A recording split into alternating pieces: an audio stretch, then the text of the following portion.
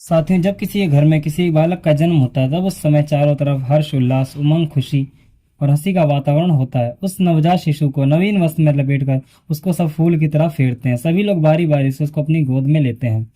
परंतु साथियों, जब किसी के घर में किसी की मृत्यु हो जाती है तब उस समय चारों तरफ रुदन करुण क्रंदन सहमा सहमा सा वातावरण हो जाता है। इस वियोग के समय साथियों मिट्टी को मिट्टी ही समझते हैं। नवीन वस्त्र में इसको भी लपेटा कर इससे कुछ दूर जाकर के बैठ साथियों मिट्टी से निर्मित इस पार्थिव शरीर को जन्म के समय फूल तथा मृत्यु के समय मिट्टी ही समझते हैं। किंतु साथियों, तत्व विवेकी इसको मस्ती मास का पुतला अर्थात जैसा है उसको वैसा ही मानता है। इस तत्व ज्ञान का यथार्थ उपदेश जनसाधारण को मृत्यु के समय अनायास ही हो जाता है।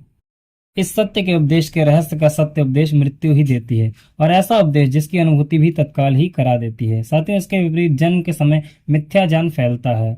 जन्म के पश्चात बहुत काल तक सत्य ज्ञान का आभास मात्र भी नहीं होता। यही दोनों में महान अंतर है। जन्म और मृत्यु का साथियों स्वरूप तात्विक दृष्टि से एक होते हुए सांसारिक दृष्टि से अलग अलग है।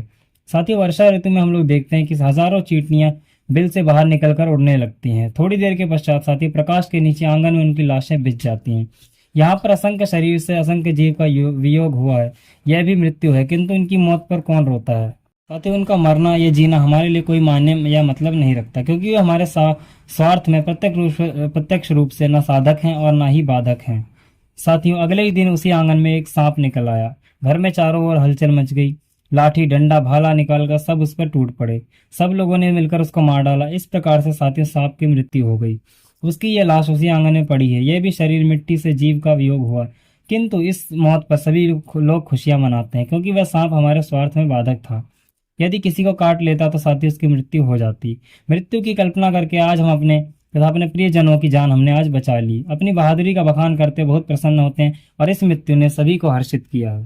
तो वर्षा ऋतु के समय अंत में जब बीमारी फैली और उस बीमारी से अपने किसी प्रियजन के शरीर से आत्मा का वियोग हो गया अर्थात उसकी मृत्यु हो गई, साथ ही उसी आंगन में अब उसकी लाश पड़ी है। किंतु इस समय कितने ज्यादा लोग दुखी होते हैं। बिल्कुल चुपचाप सब गुमसुम से हो जाते हैं, क्योंकि आज इस मृत्यु में ने किसी अपने प्रियजन की जान ले ली है। आंगन वही है, मृत्यु भी वही है, किंतु इसका अलग स्वरूप है।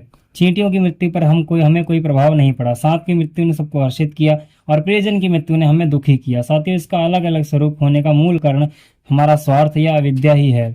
जन्म हो या मृत्यु, आत्मजानी के लिए दोनों एक समान है। किसी प्रियजन की मृत्यु हो या किसी अन्य जंतु की, उसे कोई फर्क नहीं पड़ता है, क्योंकि साथियों वेद में कहा गया जंतु एकः जायते एकश्च परिलीयते, यानी कि साथियों ये जीव अकेला ही जन्म लेता है और अकेला ही यहाँ से प्रस्थान करता है। सभी जीव एक समान है, कर्म फल भोगने के लिए अलग अलग योनियों को धारण करते हैं। साथियों, इससे यह सिद्ध होता है कि हमारे खुश होने या दुखी होने का कारण हमारी अविद्या और स्वार्थ ही है। साथियों, इस अविद्या और स्वार्थ से छूटने का उपाय क्या है। साथियों, इससे छूटने का उपाय है विवेक ख्याति यथार्थ बोध का होना। जैसे कि साथियों एक बार एक नन्हा सा बालक अबोध बालक होता है। साथियों, उसके पिताजी जब भी कार्य करने के लिए कार्यालय जाने लगते हैं तब उस समय वह बच्चा अपने को बिछड़ता हुआ देखकर साथियों रोने लगता है। पिताजी उसे बहुत समझाते कि मैं नहीं जा रहा, मैं शाम तक वापस आ जाऊंगा, किंतु साथियों ना समझ बालक कहता है नहीं पिताजी आप मुझे छोड़कर कहीं मत जाओ। उनका जाना साथियों उस बालक को अच्छा नहीं लगता। वह जोर से पकड़कर अपनी ओर खींचता है, उनकी गर्दन में लिपट जाता है अथवा पैर पकड़कर चिपक जाता है। उस नासमझ बालक से किसी प्रकार साथियों मुक्ति पाकर उसके पिताजी कार्यालय जाते हैं। साथियों, जब शाम को पिताजी घर वापस आते हैं तो वह बच्चा बहुत प्रसन्न हो जाता है और दौड़ता हुआ पिताजी के निकट जाता है और उनसे लिपट जाता है। पिताजी भी साथियों उसके लिए उपहार लेकर के आए थे और बच्चा उससे ज्यादा और भी खुश हो गया। उपहार प्राप्त करके नाचने लगता है। साथियों, अगले दिन प्रातः काल जब फिर से कार्यालय जाते हैं तो साथियों फिर वही वातावरण उपस्थित हो जाता है। साथियों, इस प्रकार 1-2 मास के उपरांत उस नासमझ बालक को अच्छी तरह समझ में आ जाता है कि पिताजी सुबह जाते तो हैं लेकिन शाम को आ भी जाते हैं और उपहार भी लेकर के आते हैं। साथियों, इस समझदारी के उपरांत वह बालक अब पिताजी के कार्यालय जाने पर दुखी होकर रोता नहीं है साथियों, बल्कि उस समय उनकी तैयारी में सहर्ष सहयोग भी करवाता है, क्योंकि उसको यथार्थ का परिज्ञान हो गया है कि साथियों वो पहले अज्ञानी था, वह रोता और चिल्लाता था। ठीक इसी तरह अबोध बालक के समान हम लोग भी किसी के वियोग के समय रोते चिल्लाते हैं। तो समझना चाहिए कि साथियों ये भी हमारा अज्ञान ही है।